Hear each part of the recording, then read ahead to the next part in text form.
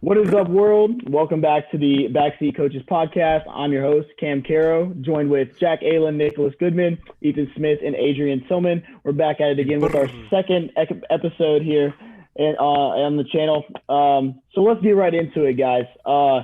Second in the Western Conference, 3 games back behind the Utah Jazz, stand the Phoenix Suns. And one of their top acquisitions this offseason was 11-time All-Star, 4-time assist champ, and 6-time steal champ, Chris Paul. This season, he's averaging 16.5 points per game, 9 assists per game, on a 48% shooting percentage, shooting 95% from the free throw line.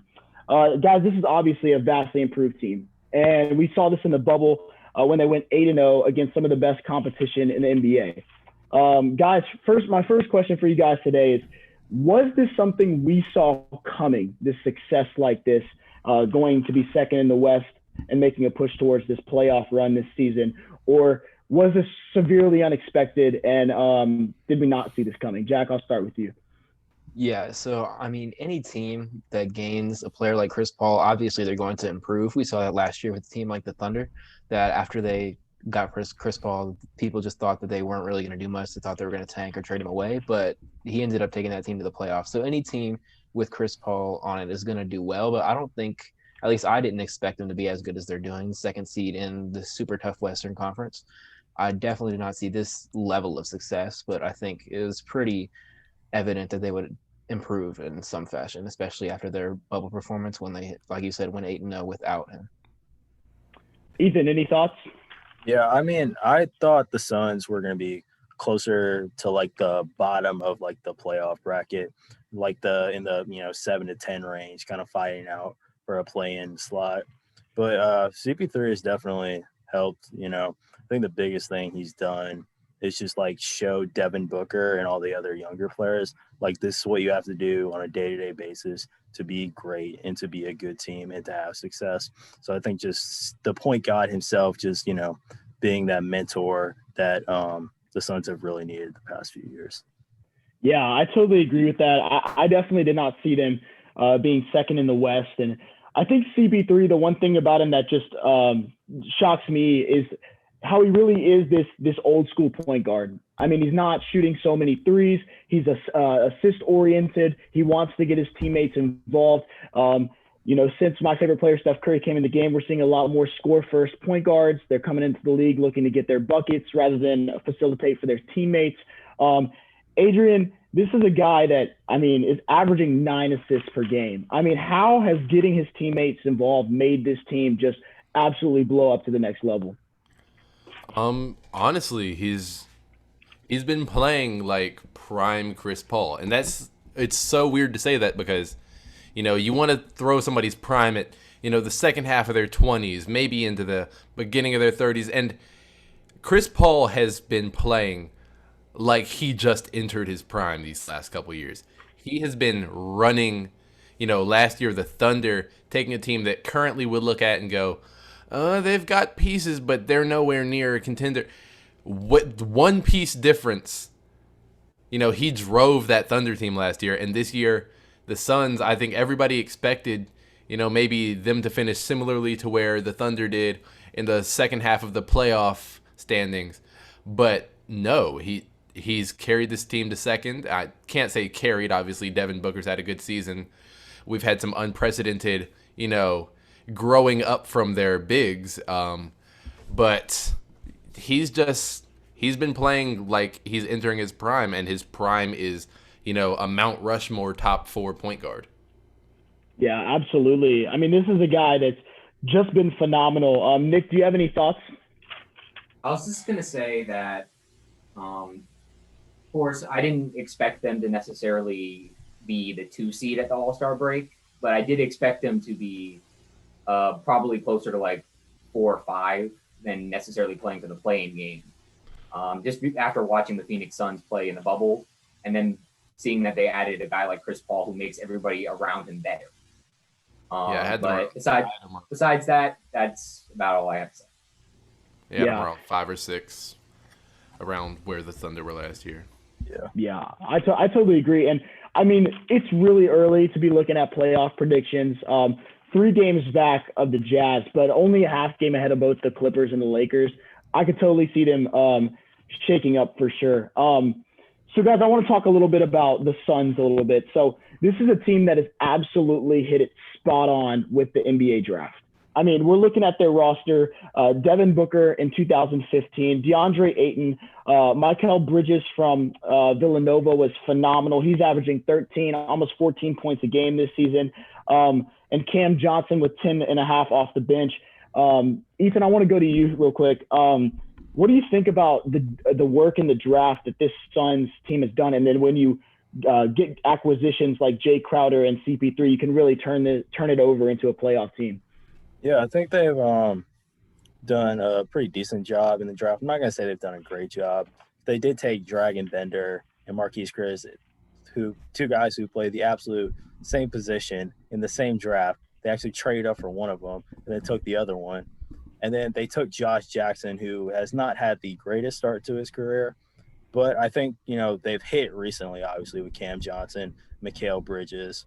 And I also think part of that is just due to them getting some new front office management with, James Jones, who, for those that don't know, was the guy that was on the Heat and Cavalier LeBron teams that kind of just sat out the end of the bench, getting him in there. Then also I think hiring Monty Williams as the head coach, kind of a former player, someone that can, they respect and look up to because he lived the life. He did, he played in the NBA. I think having him in there has really helped them. Adrian, any thoughts here? I've got to say, I think their draft acquisition has been, one thing. I think that these last couple years, or this last year and a half especially, the thing I've been seeing is player development. Because we've seen, big-time players make big-time plays, yes, and Devin Booker is a big-time player. But we hadn't necessarily seen the team around him step up. And every year we talked about how he could have these pieces, and every year we went, oh, but when it comes to the actual game time, he's out there playing by himself. And I think that these last couple years, we've seen development from Ayton.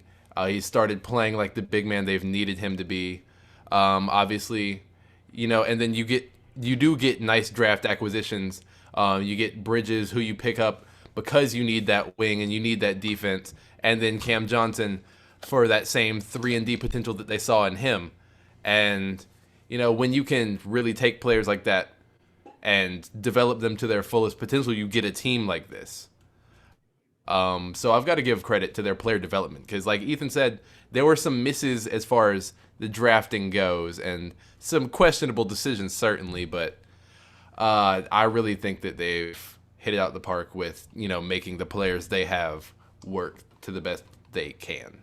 Yeah, absolutely. I mean, I think it's impossible to be perfect in the draft, but there are some teams that have absolutely been close to that. So I want to shift the topic here a little bit with CP3 to some things I saw.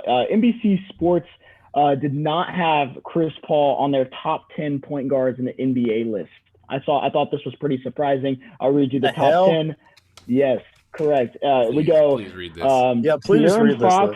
De'Aaron Fox, Trae Young, Ja Morant, Jamal Murray, Kyrie Irving, Russell Westbrook, Ben Simmons, Steph Curry, Damian Lillard, and technically Luka Doncic, which they count as a point forward technically.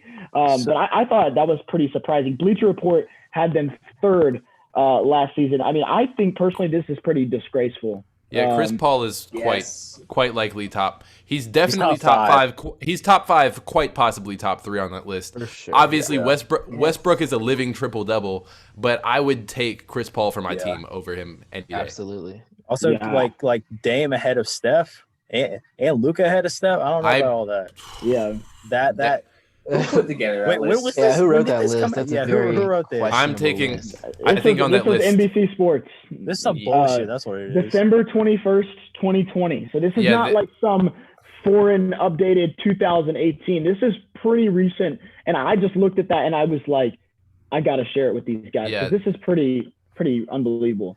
NBC is going to want to stick the news with that one because, he's quite possibly third on that list that you just named. Yeah. I'm taking Steph, Dame, Chris. Yeah. Nick, do you have any thoughts? I know you've been quiet. I know you're dying to say something. Well, no, basically, I don't know who wrote that. I mean, come on, man. That you're putting Russell Westbrook on there before him. Like, come on. Yeah. Like that's just disrespectful. Yeah, I totally agree. I don't know if you guys feel this way, but, CP3 might not get you 11, 12 assists like Russell Westbrook, but I feel that, in my opinion, Chris Paul's assists are more genuine rather than forced, like Russell Westbrook. Exactly. Sometimes feel like it's just entry post to Steven Adams for a quick floater rather than an actual cross-court beautiful pass to a wide-open Cam Johnson for three.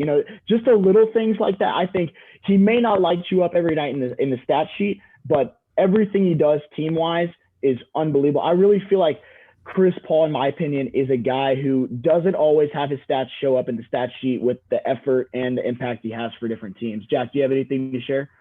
Yeah, I mean, gotta agree with you on all that. I mean, yeah, like you said, he might not get as many assists as a guy like Westbrook, but I mean, he still averages 9 in a game. It's not like that's anything to slouch at.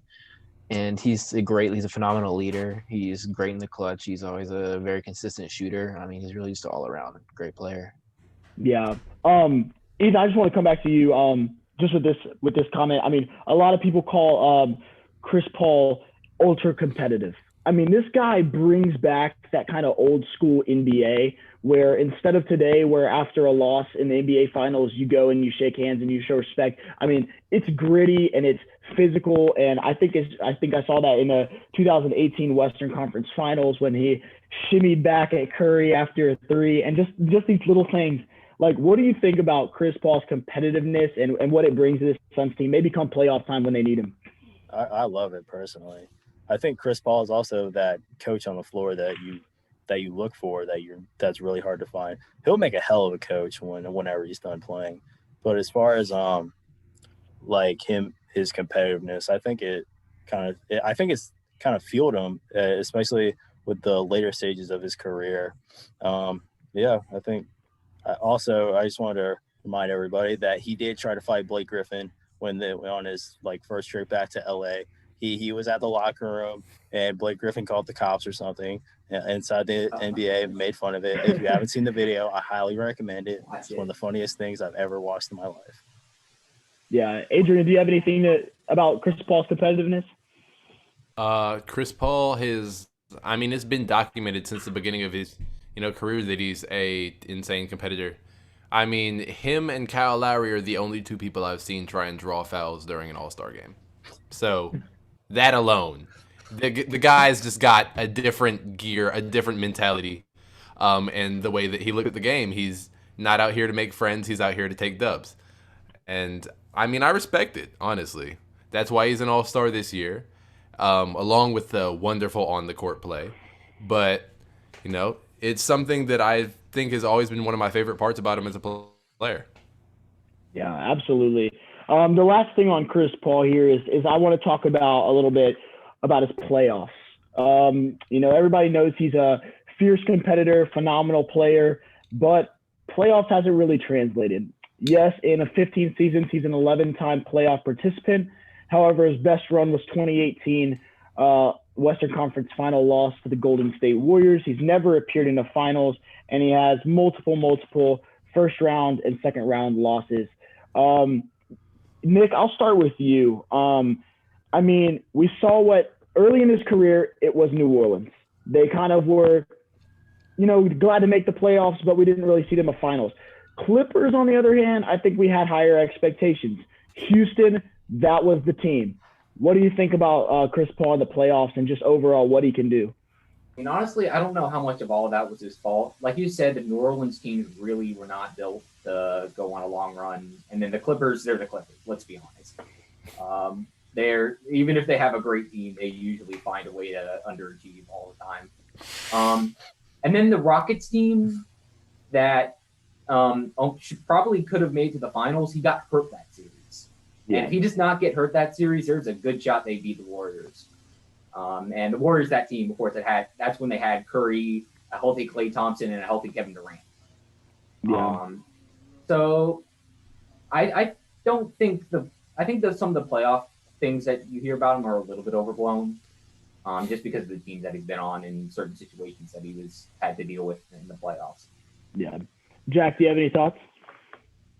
Yeah, I mean, a lot of times, like Nick said, it's not his fault. He's had some unfortunate circumstances pretty much wherever he's gone. But I definitely agree that Rockets team where they were up 3-2 and then he gets hurt in game 6, I think that was a super unfortunate series. That was his chance to go to the finals and make a run at the title. But he's definitely had a lot of unfortunate circumstances. So I wouldn't put majority of those losses on him. Yeah. Adrian, I want to come to you. Those Clippers teams saw your Grizzlies multiple times. They beat them in 7 in 2012 and then ended up losing in 2013 and 6. Yeah, this is a team I think that, maybe had expectations for, going further in the playoffs, but your Grizzlies knocked them out in 2013. Any thoughts on that? Those 2011 and 13 teams specifically were my two favorite Grizzlies teams of all time. So I was hoping you'd bring them up when I heard you bring up Lob City. But honestly, my opinion on this Chris Paul situation, I mean, throw him in the East at any point in the middle of his career. And I think that, if he doesn't make a finals, he makes a conference finals in one of those first or second round loss years. Because, it obviously the East was LeBron's half, but it's because he didn't have somebody like that pushing him in the same way every year in the playoffs. Chris Paul, I mean, I can't hold it against him that he's never made a finals. Steve Nash never made a finals. Joe Johnson never made a finals. There are a lot of players where you go, they have a lot of playoff victories, but I don't think I've ever seen them, on the big stage. And it's, because this is a game where unless you are a truly transcendent, and when I say that, I mean top 10 all-time talent, unless you are a truly transcendent talent, you're not going to win this as a one-man show. Yeah. I would add, I don't think Tracy McGrady has even made it out of the first round, too. Yeah, he never won a playoff series. Yep. Also throw Carmelo in there, too. Yeah, there's definitely a lot of players who. Yeah, you can just go down the list. Yeah, well, there are a lot of guys. Yeah, I agree. But Ethan, I want to come to you. Those Clippers teams, I mean, I wouldn't really say they were built to be in the finals, but what do you think was their biggest issue? Because obviously Chris Paul, he was Mr. Clutch, especially in 2015 in that 7-game series versus the San Antonio Spurs. Definitely knocked them out from contention at another NBA Finals. What do you think about just that Clippers team and what really put the dent in that program? I think the biggest problems with the Lob City Clipper teams was that they didn't really have like a true like wing type player. They were relying on Paul Pierce in the later stages of his career, which, as a Celtics fan saying this, he was not that great in the later stages of his career. I think what the Clippers probably should have done at that point, this is just my opinion, was try to either trade Blake or DeAndre Jordan to get a wing player. Because like people aren't gonna like that. I know they're not gonna like that. I don't care. And look how it turned out for him. A couple years later, Chris Paul is trying to fight Blake Griffin in the locker room. So clearly their way did not work. So I think if the Clippers had kind of just had a little bit better roster construction and not have their second and third best players be like super similar in terms of rim running and just like the dunks and all of that, I think they had potential. But I will also say that I feel like Chris Paul, I love Chris Paul. I don't know if he can be like the primary option on a championship team. I think you have to have somebody else that is the scorer, and then Chris Paul handles the facilitating, the point guard stuff. You know what I mean? So what I'm hearing is the Suns this No, year. No, the Suns are not going to the finals. What I'm trying to say is I feel like if CP3 was, let's just say, his contract's expiring at the end of the year, maybe he wants to go back to LA and play and wear the purple and gold with team up with LeBron and AD. Maybe that would be a good fit. Oh, that's a free ring. Exactly. Well, he wants one. I know he does. But I'm just saying, I think Chris Paul kind of just and those Clipper teams, I think they just lacked that kind of critical wing player because they had Paul Pierce. They were trying Matt Barnes. They were trying a bunch of people that just were not good enough. when they Yeah. probably should have flipped one of their big men for a similar value wing player. Yeah, and I agree. And does anybody know like what is CP3's contract looking like with the Suns right now? Is he going to become a free agent? Yeah, this is the last year of his deal, so he'll be a free agent at the end of the year. This year, I think he's making like $41 million, so he's chilling on that. But Yeah. I don't know. Obviously, I guess it depends on how the rest of the season plays out. Maybe he has a change of heart and decides, he wants to play the last couple of years in Phoenix. Phoenix area got a lot of nice houses. I don't blame him. Y'all have seen the picture of Cliff Kingsbury's house. Been in the NFL like a year. Already has a better house than Bill Belichick. But I could see him going to the Lakers and, Banana Boat Crew. Maybe I think Mel's a free agent too. Why not get the Banana Boat Crew on the Lakers? It's already, bananas are mostly yellow and Lakers wear yellow, so why not? Yeah.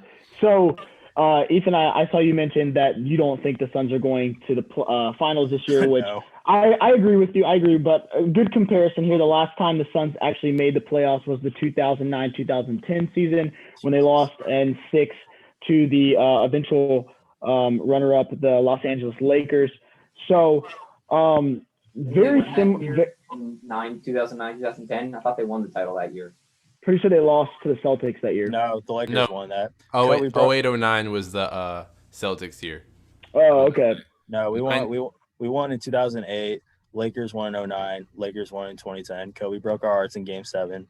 It's a very painful road back. Yeah, 2010 Kobe carried. I remember that. Yeah. That, I believe this series with the Suns was that shot right off the jump ball. That was nice. I feel like that was before that. Yeah. I'm pretty sure that was before that, and I think the Suns actually won that series. Dang, we spend all this time hyping Suns fans up just to facts. shove a dagger in there. Facts. But they'll be all right. That was the Nash Stoudemire team right there, and very similar stats. 110 points per game compared to the 113 that the Suns are averaging right now. I thought the stat was pretty amazing. At the time, they averaged 110 points per game, which was first in the NBA in 2010. It just shows times have changed with scoring in the NBA, and they opponents averaged 105.3 points per game, which was 26th of 30th. So, I mean, pretty amazing. Times have changed. A lot more scoring, a lot less defense, but very similar to that team, which made it pretty far. Let's switch and jump gears here to the MVP discussion.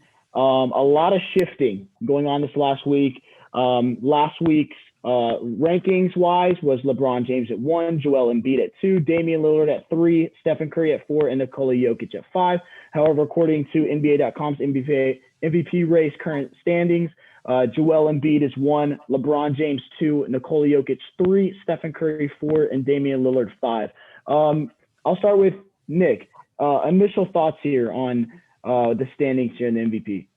Yeah, if I had to pick today, I would probably pick Joel Embiid, just because I feel like the Sixers are first in the East right now. They're playing really good basketball. He's personally playing the best basketball he has, and he hasn't really missed a ton of games yet.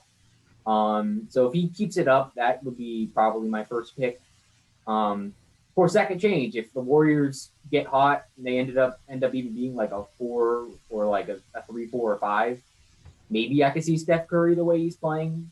But right now, I think Embiid would be my favorite going into the All-Star break. Yeah, the 76ers actually only have a half-game lead on the Brooklyn Nets right now. The Nets are coming, and I mean they're coming. And the Bulls look like – the 76ers, they play the Bulls on Thursday, 3-11. Obviously, the Nets are coming, and looks like that lead will stay for a little while. The only thing I'll say about the Nets, who would you pick to be the MVP on that team? Harden. Harden. So far, yeah, Harden. Harden's not going to be. He's not going to be an MVP finalist. But if you're choosing one from that team, it's Harden. It's definitely Harden. Yeah. Jack, do you have any thoughts on where the 76ers are in Joel Embiid's play, or just the standings in general? What do you mean? Like, I know they're the second seed. The first seed. I think that it's only a matter of time before they become the second seed. I think the way the Nets have been playing, it's kind of. I think they will. Yeah, I think that the Nets will past the Sixers. I mean, they've been playing incredible. I mean, the Sixers have been good too, obviously, but I think the Nets won 11 straight at one point, I think, and I mean, I just think it's a matter of time before the Nets pass the Sixers. But I do agree with Nick. I think Embiid is the MVP as of right now. He's averaging 30 points. He's averaging 11 rebounds. He's second in the league in PER. I think he's been playing his best basketball, and if he can stay healthy, which so far he has for the most part, I think this is his MVP to win right now. Oh, this is hard. Yeah. Because as much as I want to hop on the train and go, yes, Embiid, my problem here is, when we break down his stats, he's had some great games recently, and he's had great games all season. But the problem is, I think that some of his team's positioning influences our voting. For me, he's definitely been one of the best players in the league. But, looking at LeBron, and yes, I know he's down. They've got him ranked down at 2 because he's had an off skid recently. We look at a guy who, quite conceivably could have 2 or 3 more MVPs than he has. And, he's been playing lights out this year. Obviously, I was a big proponent of Jokic earlier this year, so I'm not gonna skip over that. I'm gonna address that. He's still playing great, but realistically, he won't be considered if the Nuggets don't start winning. Yeah. Go ahead. Go. All right, my bad. I was just gonna say, I think personally, I would still give it to LeBron. If you put the Sixers in the West, they would be they're half a game ahead of the Lakers. So their whole first in the East standing thing isn't really of that much importance to me. And I also, it's just hard for me to go against LeBron because I just know he's the best player in the league. And I also think the second half, I think he's really going to try to get it. And I don't know what Joel Embiid physically is going to be like in the second half because he's never really had a year where he played pretty much every game, unbothered by something. And, I just think LeBron is the front runner right now. I also think Chris Paul should be in this conversation too. I realize he may not be the front runner and he probably will not win it, but he should get, some respect for getting the Suns up there. Winning impact definitely should be something talked about because when we say most valuable, a lot of people take it to mean best, but when we're talking actual value that they've provided to a team, Chris Paul is definitely up there. Yeah. And I agree, but let me ask you this, and let me point you out this, E. If the Sixers hold off the Nets with that first spot and maybe do some damage to the Nets in this second half. So let's say they win the next couple games against the Nets. Joel continues the pace he's at. You still think LeBron is more valuable? I mean, what does LeBron do with the Lakers and what is Anthony Davis's condition? Because if LeBron gets him to a top 2 seed in the West with the injured Anthony Davis, I don't think there's any way Joel Embiid can do really anything against, LeBron leading his team with his running, his co-pilot on the sidelines. And, I think them just being in the West versus the difference between the West and the East, I'm pretty sure if you only the top 3 teams in the East would even be in the playoffs right now if we put them in the West.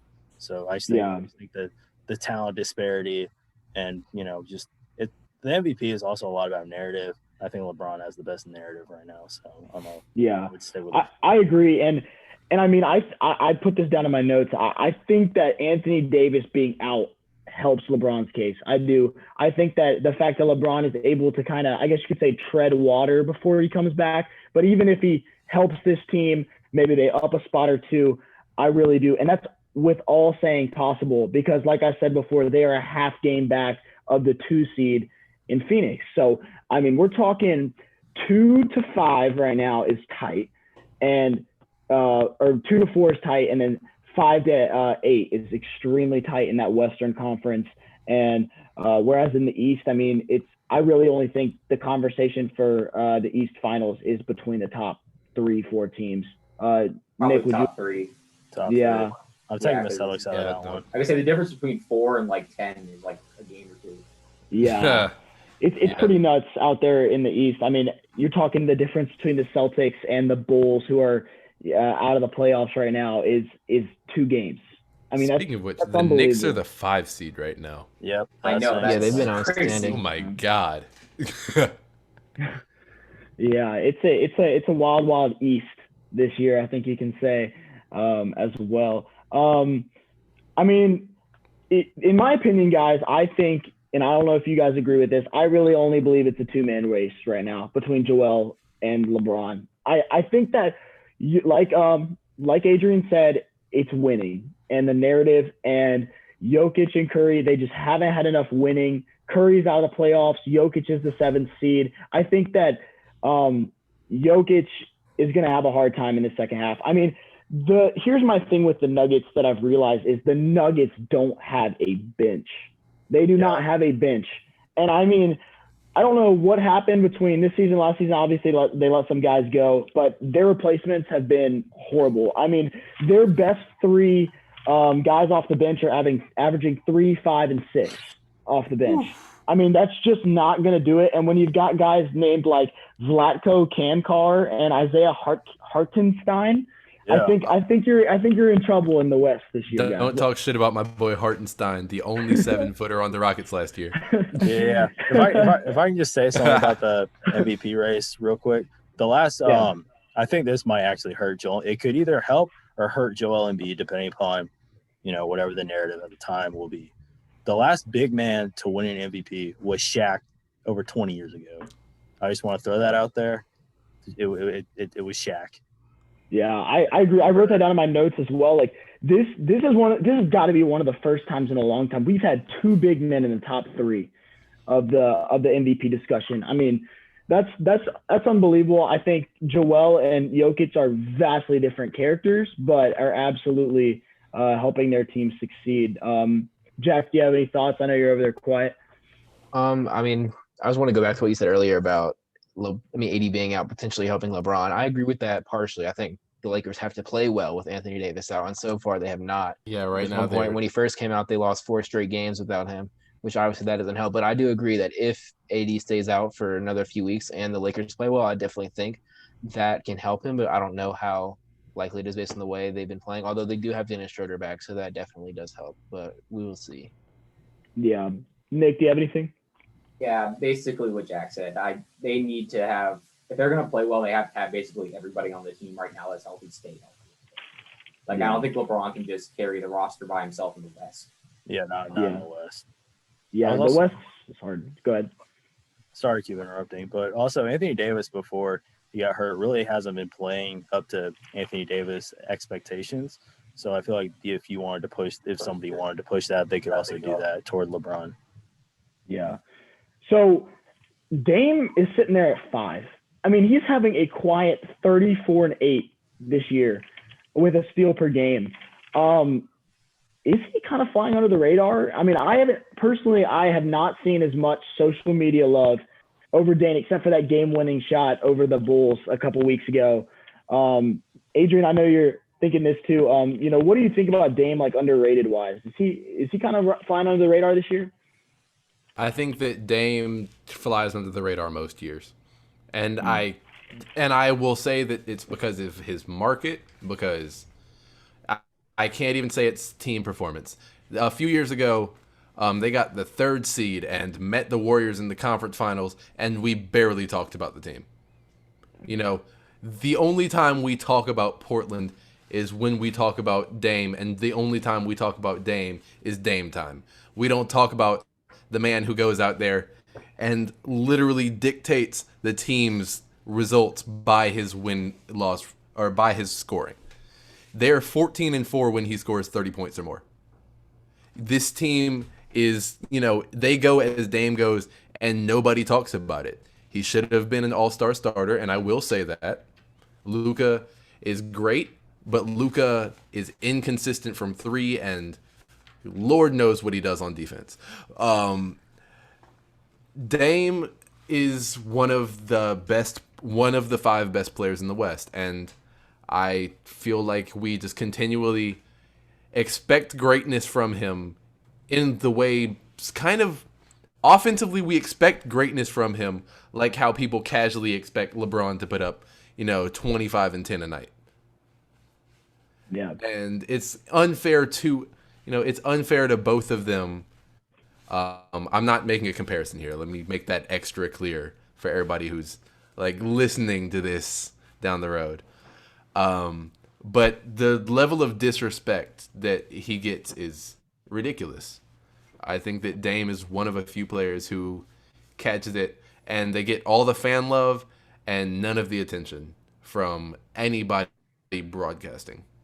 Yeah, I totally agree. And without his running mate CJ McCollum since January 16th with a mild left foot fracture against the Atlanta Hawks, they're saying he's making strides towards coming back. But I mean, you're playing without your running mate here, CJ McCollum. I mean, it's funny how LeBron, like you said, gets a bunch of attention for not having AD, but I mean, Lillard not having McCollum, I know it's not the same comparison there, but I mean, this is pretty big deal that they're fifth in the West right now and still very much in the mix. Yeah, it's not just CJ McCollum. They also don't have Yusuf Nurkic, so they're out a lot of guys. So they're just kind of running people in and out the rotation. Like luckily for Dame, he's also getting some vintage Melo performances where Melo comes in off the bench and drops like 25 on like 10 shots. So I think that's also helping him. But Dame's doing this year is really flying under the radar. I think, like Adrian said, his market does not help him whatsoever unless it comes to game winners or somehow Paul George's name gets thrown in there. Then his name will come up. But yeah, I think he's just flying under the radar. Yeah, and I totally agree with that. Lillard is extremely underrated. I believe Jokic is underrated. I mean, it's just unbelievable how some of these smaller market teams don't get the attention that they deserve because there's some really good players, some really good teams out there. Nick, I want to come back to you. You're the only one that mentioned Steph. Obviously, I mean, he's almost averaging 30 points per game with 6 assists and 5 rebounds. He's on a young team. I mean, there's no looking around this with the Warriors. They're one of the youngest teams. They're dealing with some transition issues, I feel like, with this year. They've got some guys that I don't really think fit the package. I really don't. I think Oubre isn't there, and I think Wiggins isn't really the long-term fit in the future. What do you think about Steph in the MVP race and this Warriors team just in general? Well, Steph's straight up carrying them this year. They're honestly, like, if you look at their roster, as you said, they're very young, and we saw what they were without him last year, which is not a very good team. But he's playing about as well, I think, as he was playing when he won his 2 MVPs, just with less help around him. And the fact that they're in the playoff picture right now says a lot about that. That's the reason why I think that he might have a shot, because if the Warriors end up with even a little bit of a better seed, you're going to look at this team and you're going to see the production or how much he in particular means to them. And I don't know if he'll win it, but he'll definitely get attention for it. Yeah, and I agree. And I mean, it's going to be an uphill battle for this Warriors team, I think, to get back. I mean, you look at their next couple games. Tonight at 10, they've got the Phoenix Suns. Then they've got the Clippers, Jazz, Lakers, and in 2 weeks, they have the 76ers with the Grizzlies in between. So this is a mountain that they're going to have to climb. And I said this before, that this Warriors team has been inconsistent. They've dropped some games that they should have won. And now they're looking, I think, at this uphill battle, sitting around that 500 mark. And I know this NBA season, Jack, I know you can tell us is like, you can have a great week and a bad week, and you're right back where you started. And just what do you think about this uphill battle for the Warriors in the future? Yeah, I think they're in a tricky situation. I mean, yeah, they have a lot of young players. They got a lot of injured players. So I think this season is going to be tough for them to really do a lot. But I definitely think, once you get a healthy Klay Thompson and you get your full team back, I still think they have potential to be contenders in the future, but it's going to be tough for sure. Yeah. Ethan, I want to go to you real quick. This morning, I was on YouTube and I saw this motivational video and I looked it up, and it was Draymond Green, and he goes, he was talking about his mindset for the game of basketball. I know you're a big Draymond Green fan. I know you two have a tight knit relationship. But Draymond goes, I got a mindset of greatness.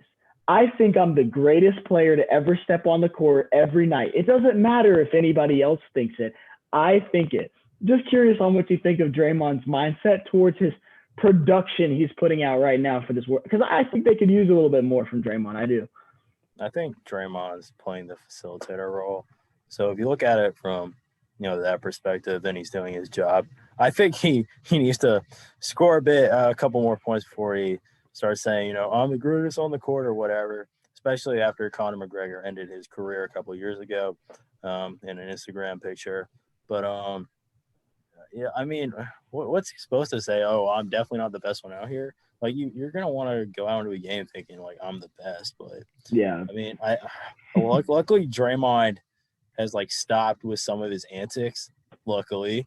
I'm sure once the Warriors start winning again, like they did in the past, they'll start right back up. But he's, I think he's having an okay year. I think the Warriors just really need Klay Thompson. I think they just need Klay Thompson. They'd be fine, honestly. Yeah, I like I said, I think Draymond's a lot like CP3 in the regard that I mentioned earlier, that a lot of his stats and impact don't show up on the stat sheet. Sure. His impact defensively as a leadership, he's not a great guy, but a great teammate, great leader for sure. Also, when the how like in the NBA they have those like wired up moments. I remember catching one of them where he was like talking to James Wiseman about what he could have done or how he should do this, and I think just kind of having Draymond there to like mentor some of the younger guys, especially James Wiseman, who they spent a top 2 pick on, is very invaluable, because that's not something you can easily replace, and especially with someone that's played in all the big games like Draymond has. Yeah, I agree. There's not much better, I think, than having Draymond as a mentor for some of these young guys. I want to come back to you with one last thing. Your EGM, your Ethan GM. I'm curious, if you are the Warriors this offseason, you're getting Klay back. You've got kind of some of these guys that are taking up awkward positions. You've got kind of a forward shooting guard mix with both Oubre, Wiggins. You probably need some bench depth. I'm curious, what are you doing? I'm curious if you had this position, if you were the GM of the Warriors. So honestly, I don't know what their whole cap situation is. So I don't know what flexibility they have. But I think their top priority should be bench depth, and specifically at guard. Like who steps back up? Is it Michael Mulder? Is it Brad Wanamaker, who was on the Celtics? Like they need a backup point guard, and I think they could honestly use a bit more shooting. I know with having Steph and Klay on the same team, this sounds crazy, but I don't think they have like another knockdown shooter. Like Oubre and Wiggins they'll get stretched where they get hot or they get really cold. They're very streaky shooters. But I mean, I think next year, if you're looking at them, assuming Klay comes back to, close to what what we're used to from Klay Thompson. And after I finish talking, Cam, I'm interested in your opinion because you're the Warriors expert here. But I think honestly, I would run, if for starting lineup, I'd run Curry, Klay, Oubre, Draymond, and James Wiseman, with Andrew Wiggins being the 6th man, because I think Wiggins would do really well if he's kind of in charge of his own unit. That way he's not having to worry about, sharing shots and, just having to try to fit in, and then just kind of fill the bench out with kind of similar depth to what they had with, Andre Iguodala and Sean Livingston, those type of guys. Yeah, they're definitely not the team they once were. Finishing remarks here on the MVP race. At 6 through 10, we have Kawhi Leonard at 6, Luka Doncic at 7, Giannis Antetokounmpo, the 2-time reigning MVP, at 8, Donovan Mitchell at 9, and James Harden at 10. Anybody there, guys, that you could see reaching that top 5 by the end of the season, or are we pretty much set on the 5 we've got here for the MVP? I think James Harden will definitely climb that list. Yeah. I think he should honestly be in the top 5 right now, and especially if the Nets are going to continue to win, and with KD and Kyrie being in and out of the lineup, I think that only helps Harden's case. So I think Harden will definitely climb that ladder. Yeah. Nick, do you have anybody in mind, or Jack? I mean, besides maybe Harden, I could see Donovan Mitchell climb if the Jazz just keep playing the way they're playing. But honestly, besides that, that's about it. Jack, anybody? Yeah, I agree with Ethan. I think James Harden definitely will and should go up the rankings for sure. The way he's been playing and the way I think that he will play, I definitely think he'll shoot up the rankings. Yeah. I mean, I never thought there would be a 3-time MVP in a row, but Giannis at 8, I don't see him climbing very much. Do you guys see that? I think the Bucks have underachieved. You can see it, Adrian. Is that what you said? The Bucks have underachieved, but his stat line has still been dominant. If the team can start turning things around after the All-Star break, and start making up some ground in that Eastern Conference, say we see a net slip, and we see 1 or 2, just regular guy performances from Joel Embiid, I could absolutely see Giannis start moving up a little bit as his team does. But right now, a feeling around that 7/8's good place for him to be.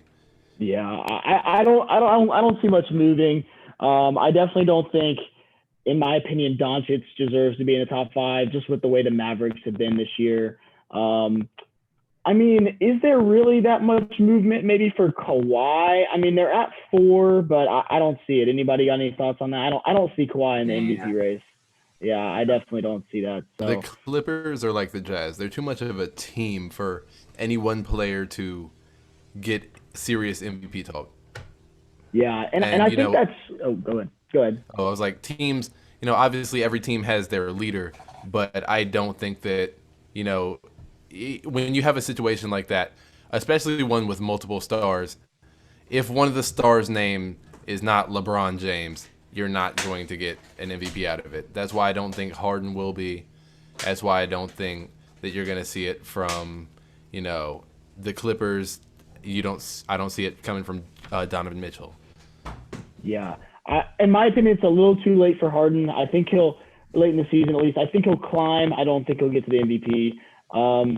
But overall, I think we're a lock. Top 5 looking really good. I definitely could see some shifting in there, but not much. Obviously, all these guys that are running for the MVP are in the All-Star opportunity this year to play in the game. Obviously, it won't be the same All-Star experience that we're used to. No front row celebrities. I think there's Ethan. You said there are going to be some fans, though, right? Or a little bit. Is that what you said? I believe so, but not that many. Yeah, not many. So it's definitely going to be a different venue, but the game and the stars that play in it don't change. Ethan, you've got us the rosters. Yes, sir. This is the first time I've heard of it. I don't know if any of you guys have seen it already, but I certainly haven't. I'd love to hear what the teams are going to be this year. Okay, I don't know if the way I have it is the order they were drafted in, but I'm pretty sure it is fairly accurate. So, Team LeBron, obviously you have LeBron James. He took Giannis Antetokounmpo with his first pick. He then followed it up with Steph Curry, Luka, and Nikola Jokic to round out the starters. His bench is Jaylen Brown, Paul George, Rudy Gobert, Dame Dollar, Chris Paul, Sabonis, and Ben Simmons. Team KD, keep in mind, Kevin Durant will not be playing, but he still drafted the team. So it is Kawhi Leonard, Kyrie, Joel Embiid, Jason Tatum, Bradley Beal, and for the starters, and for the reserves, Devin Booker, Julius Randle, Vucevic, James Harden, Zach LaVine, Zion, and Donovan Mitchell. Okay, guys, I want to just shout out with my first thought, and that Team LeBron's going to take this. Yeah. I'm pretty sure. Yeah. I'm just going to go out on a long stretch and say that this might not be as close as we think it will be. It's the All-Star game, so there could be some tryhards in there. Somebody could pull a Russell Westbrook on us, but I definitely do not see this being as close a contest as we think it is. Yeah. GM strikes again. LeBron definitely has the I would say, the upper hand in the team. Yeah. I also think it's Yeah. because Kevin Durant is not playing. That's That huge, also for does sure. not help. But I think LeBron just But, has a way better I team. mean, we said mean- the same. We said the same thing last year with the LeBron versus Team Giannis. Everybody said Team LeBron was going to dominate, and I mean that was a ridiculously close game. So who knows? I mean, it is the All-Star game. Maybe a player like Harden will go crazy, or Zion, he's super competitive. Maybe he'll drop 40. Who knows? If he drops 40 all twos, I'm sorry, but I will fall asleep during the All-Star game. He's got Yeah. shit. But what if half of them are like some crazy ass dunks since he's not doing the dunk contest? You know what? If he does some crazy dunks, then the people I feel most sorry for and Fernie Simons, Cassius Stanley, and Obi Toppin, because if they get out-dunked in their own contest by somebody who's not in it, the league will never hear the end of it. Yeah. I mean, hear me out. I think even if Kevin Durant is playing in the All-Star game, I still think Team LeBron, just that starting lineup is unreal. I mean, you said who it was: Curry, Doncic, Jokic, LeBron, and Giannis. Yeah, I mean, that's about as good as it gets. I mean, that's that 5 really top 10 is. players right there. And what would the starting lineup technically be for? So it's Booker is replacing Durant, and then Harden. Who else did we say? Hold on. Booker's so, not starting because he replaced the reserve. Jason spot. Tatum is taking Kevin Durant's starting spot. So it's Jason Tatum, Bradley Beal, Embiid, Kyrie, and Kawhi Leonard. Wow. So Kawhi's actually the only Western Conference player in the start. That's kind of interesting, actually. Is that the same way for the West? Yeah. So wow, that's very interesting. Also, I don't know if I'm gonna be honest here. I feel like they should have moved Randall up before Randall or Vooch before Tatum. I think it was because when they were doing the starter voting, since Jason Tatum had the next most, that's how he got it. Okay. He's got fans. There it is. Yeah, he does. There's one on this podcast right now. Yeah, it's the curse of the Magic. Why Vooch can never get his fucking respect. Yeah. Nick, do you have any thoughts on the All-Star game? Yeah, pretty much what you said. I think LeBron has the much better team. But honestly, I'm more interested in like the 3-point contest, the dunk contest, and the skills challenge than I am in the actual game. So. Yeah. Do we know who we have for? So we talked about dunk is Cassius Stanley. Who else did we say for that? Obi Simmons and Obi Toppin. I'm kind of Definitely looking forward to Simons. seeing Obi Toppin. I don't know about you guys, but that man can fly, and guy that big is pretty crazy. I have to admit. Yeah. Have you seen some of his dunks in Dayton? Yeah, some of those are ridiculous. The problem Doesn't he is he have doesn't a- really have that many in New York. That's because he does. That's because Randall plays ahead of him. Like, Yeah, but it means that they're not in the same lineup, so he should have some space to. But the Knicks can't shoot, so he doesn't really have space, I guess. These other lists, though, have kind of been interesting to me. The 3-point contest, we've got Book, Jaylen Brown, Steph, Zach LaVine, Donovan Mitchell, and Jason Tatum. First off, Tatum's getting blown out of the water. Yeah, I was about to Yeah, say he for doesn't. sure. He doesn't know. One of these is Yeah, not like yeah. the other. No. Yeah, that's. I feel like Curry's gonna come out mad for losing the one in Charlotte. I like Maybe. Booker. Yeah, Steph's I'm with putting up 30, 35 again. I'm with Jack. I think Book's gonna take it. Honestly, I think he's pissed off that he didn't make the All-Star game as a regular, guy instead of an injury replacement. So he's gonna take it out in the 3-point contest. Yeah, dude. We look at the list of past winners. We've kind of had some surprisers. I mean, Yeah, the Joe Harris 2020 one, I was think, was the Buddy biggest one. Hield. 2020 was Buddy Hield. 2019 was Joe Harris. I mean, Devin Booker's a given 2018, but Eric Gordon in 2017. I mean, I know he's a great shooter, but still, not your brand name winner. So If Joe Harris is a surprise to you, you don't. You don't watch the Well, Nets. I meant Come like on. when you're Joe talking Harris about is a like. great shooter. I mean, talking name-wise. yeah. I mean, when name-wise, you think yeah. of when you I think was of like great that. shooters, That a lot just of means times you don't that watch name doesn't Nets or come up. Kings games. Yeah. He's a great. I'm not downgrading any of their shooting. I'm just saying, if you're looking at that name, you're like Steph Curry Yeah. or Joe Harris. I mean, when you go into that, you see all the names on there, and obviously he's a great shooter, but it's just usually you kind of look at the star power of some of the other guys, and you usually just expect those to come out on top. At I least mean, for in me. general, like, would you think that Greg Hodges would be a better shooter most of the time than Reggie Miller? Like, I mean, just looking yeah, back that's at fair. the That's history of valid. the three-point contest. That's fair. Yeah. I'm curious. Jaylen Brown. What do you think he's gonna do? What do you think he's gonna do? The 3-point contest, he'll get a couple shots up and then exit very quickly. He's actually y'all are gonna be well. I don't know if y'all will be surprised at this because y'all know Emma's always on. He's actually my pick for All-Star Game MVP since he is the hometown guy. He is from Atlanta. You know they like to try to emphasize getting the hometown guy his shots, and he's also on Team LeBron, so that helps him. So Did this yeah. man just say MVP? yeah, I did. Oh my god. Just a little bit of bias. A little bit. Just a slight bit. A little bit. I think that I don't know personally. I think that Dame is going to get it. I don't see him not going off, especially and we know that LeBron is looking for someone to get his assists up, and like we talked about, that first pick Giannis. We talked about this pre-show, I think, him just trying to throw lobs to people instead of catching them in year 18. So I could see him, getting the guards involved.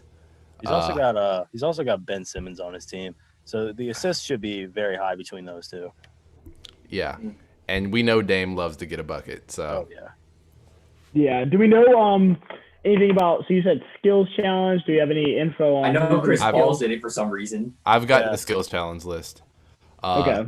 It's Chris Paul, Luka, Julius Randle, Domantas Sabonis, Nikola Vucevic, and Robert Covington.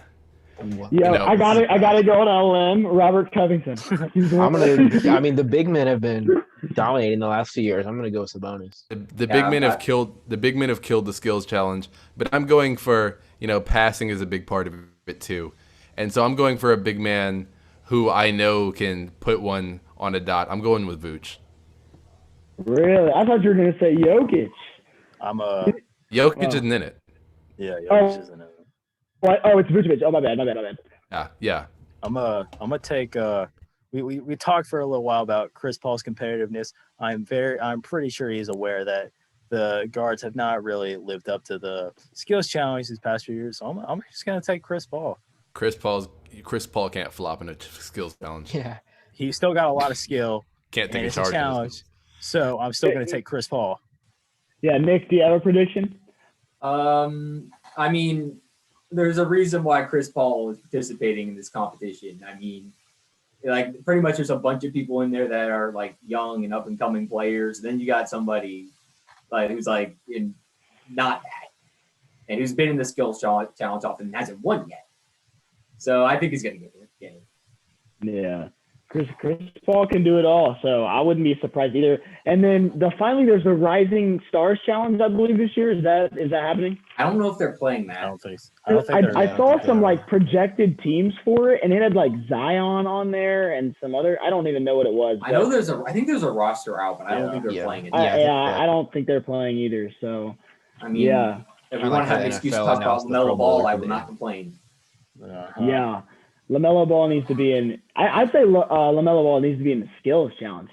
Hear me out. Oh yes, Great passer, yes. great shooter. For sure. He'd maybe struggle on that last like 3-point shot he'd have to take, but Well, he's shooting like 35, 36% pretty well, free. yeah. Like he's not Yeah. a bad 3-point shooter. yeah. So should be an interesting All-Star weekend for sure, guys. Final predictions. Who wins the All-Star game? What's the score? I say closest person wins. We got to record this so we make sure. So how are they doing it again? So it's 3 quarters and then the final one or something is the final quarter, whatever the score, whatever the leading score team is at the end of the third quarter, they're going to add 24 points in honor of Kobe for the target score. And there's no win by 2, right? It's just straight up. Right? No. Yeah, pretty sure it's just straight I don't up. think you have to I deuce don't it. Okay. So yeah, that. All right, we'll go Jack first. Who you got? What's your prediction? I'm gonna go Team LeBron, of course, but gosh, And then who's your MVP afterwards? MVP. That's a good question. I'll go with Curry. Let's see. Score. That's tough. 190 to 180. This you Ethan? think it's 2010 with them no defense. Yeah. Yep. Oh, yeah, that's right. I forgot. Yeah. What was the score last year? I guess I'm trying to think. 157, one- 155. Oh, last yeah, year. that's I was right. I'm gonna say. forgetting the format change. 190. That's how they. That's how they they were were before they changed the rules. Yeah. I mean, they were dropping. Hey, Yeah. if it happens, you got it. Yeah, Yeah, definitely. I kind of forgot about that. Well, I guess my Yeah, is it too late to change it? but don't Yeah, forget no, last you year got it. also had Change it. I'll just go 155, 145. Okay. Don't forget last year was a come from behind too. Team LeBron was down and put up 33 in the final frame. Oh yeah, Yeah. right. Team Giannis was just stuck on that game-winning bucket for so long they just couldn't hit it. No clutch gene. Yeah. All right, Nope. E, you got a prediction for us? I'm bad with scores too. I'm gonna go. I think there's gonna be less defense this year, and I also just think everybody's kind of gloomed out, and I feel like they were trying a bit harder last year for because of Kobe and all that. I'm gonna go. I'm taking Team LeBron. My MVP is Jaylen Brown. I'm gonna go 169 to Nice. 162. Yeah, I like that. I was thinking about saying it, but Because that was so funny. Come on, Adrian. Dude, I'm sorry. That is so perfect. That is so perfect for the podcast. Yeah, you gotta get the views up. So I know. say. Views are shooting through the roof. Skip to 1 hour and 37 minutes and 16 seconds to find some secrets. Oh man! All right, Adrian, you got a prediction, score, and MVP. I'm not breaking the trend of Team LeBron here. I've got them winning. I think that actually there will be a little less shot making this time around. I've got my final score at 152 to 137. I don't see it being that close. And I think that I've already said it. Damian Lillard is going to be my guy off the bench. Dame time, All-Star MVP. All right, Nick. All right, I'm also gonna go with Team LeBron. I'll also say Dame Lillard gets an MVP because he's mad that he wasn't a starter, and then I'll say 174 to 160. All right. And I'll go last. I'm gonna go out on a limb, say Team Durant wins the All-Star game. My MVP is Bradley Beal. I'm gonna say he drops like 33, 34. And I believe they're gonna win 165 to 164. Yeah, I don't know. Yeah, I mean, if everybody Close. picks one, like if everybody it, picks one team, the other team automatically wins. That's how it works. So you gotta have somebody pick the other team. Yeah. I mean, but here's the thing about Bradley Beal. He finally has somebody else to pass to that can actually make a jump shot at least 2 times in a row. So I feel like he's gonna rejoice in that. So. What do you mean? He has, Yeah. what's his name? Davis Bertans? We're tossed. Yeah, the guy he hasn't who been won hitting this this year. last He year. hasn't been hitting this year. PG, certified bucket getter. Is Russell Westbrook not considered one of the marquee shot makers in the league anymore? Am I out of it right now? Yeah, maybe from the elbow. Maybe from the elbow, Cam. I mean, Maybe you know what they counting agree. dunks. You know what they call him? West Swish. That's what they've been calling him. Facts. Team Swish. That's not JR. That's Russell. You didn't know that? Yeah. Yeah. So, Team Swish. So, well, that does it all for us today, guys. I think that was a great conversation. We will probably pick back up next week with some more topics. So, y'all stay tuned to the Backseat Coaches podcast. Yeah, and before we head out, I got to say it. Grizzlies blew the life out of the Rockets. Okay. That's enough. That's enough. Houston, y'all have a problem.